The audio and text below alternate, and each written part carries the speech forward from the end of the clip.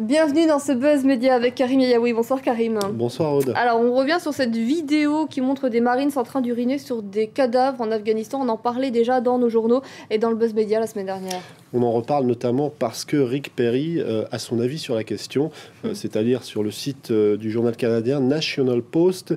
Le candidat à l'investiture républicaine explique que la réaction des autorités américaines est beaucoup trop vive, qu'on ne peut pas parler de crime, que ces jeunes ont fait quelque chose de mal, mais que de là à les criminaliser, c'est beaucoup trop pour lui. Évidemment, c'est une position que d'autres ne partagent pas du tout.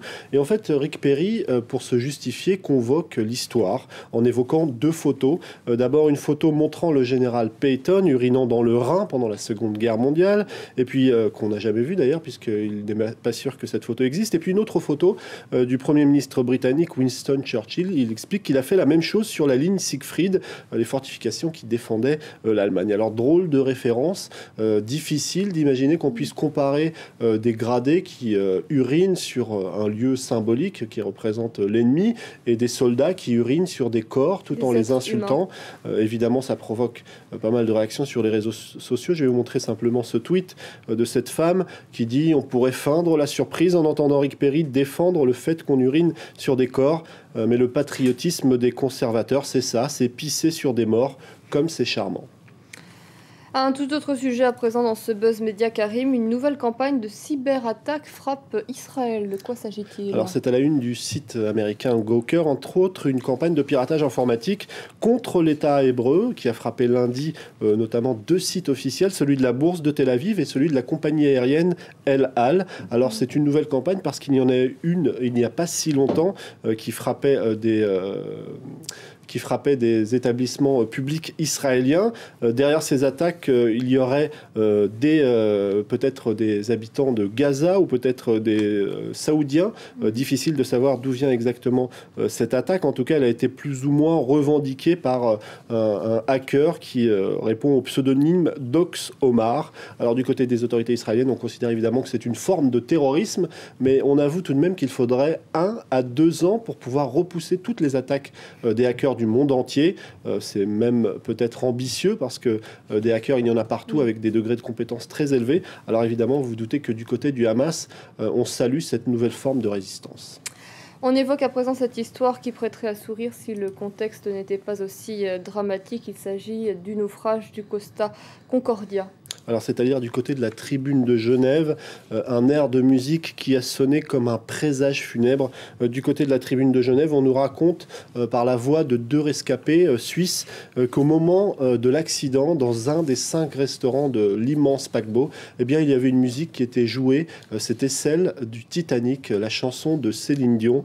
C'est vrai que c'est un présage plutôt funèbre. Et du côté du site internet Slate, on nous raconte qu'évidemment, les médias ne peuvent s'empêcher de dresser un parallèle avec cette catastrophe qui a eu lieu il y a quasiment 100 ans, presque jour pour jour. Des scènes qui ressemblent étrangement à celles qu'on peut imaginer. Oui, ça a été reconstitué au cinéma, donc il y a des référents visuels. Exactement. Évidemment pour et d'ailleurs, les 2 rescapés suisses évoquent ces référents visuels en disant que finalement ce film de John Cameron n'était pas si exagéré que ça et que ça ressemblait étrangement à ce qu'ils avaient vécu. Et si les agences de notation, Karim, se mettaient aussi à noter les individus ? De quoi s'agit-il là encore ? C'est le thème d'un court-métrage qui concourt dans un jury, dans un prix sur le thème « Je suis l'avenir ». C'est un court-métrage réalisé par un jeune réalisateur de 33 ans qui s'appelle Gilles Bindi. Alors le pitch, c'est 2088, on vit dans les États-Unis d'Europe. Elena est sans emploi. Elle vit, comme tout un chacun, dans une unité d'habitation fonctionnelle qui est gérée par une intelligence artificielle qui s'appelle le log.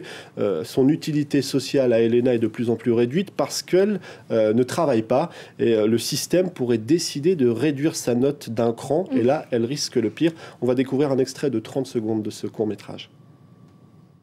Log, j'ai besoin d'un crédit bancaire. Crédit refusé. Votre maintien dans une situation de non-travail volontaire vous rétrograde de la note GG à la note GG-. La BENU n'offre plus aucun crédit aux individus GG-. Mais il n'y a pas de travail. 236, 09, 75, 224, 336.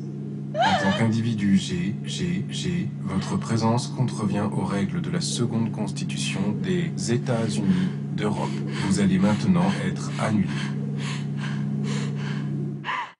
Dégradé puis annihilé, c'est un avenir assez angoissant que... Pas si anticipation que ça, peut-être. Exactement, que Gilles Bindi prévoit, mais en fait, on peut espérer que ça sera un petit peu différent. Donc, c'est dans le cadre d'un festival qui s'appelle Je suis l'avenir, qui est parrainé par une célèbre marque d'appareils photo.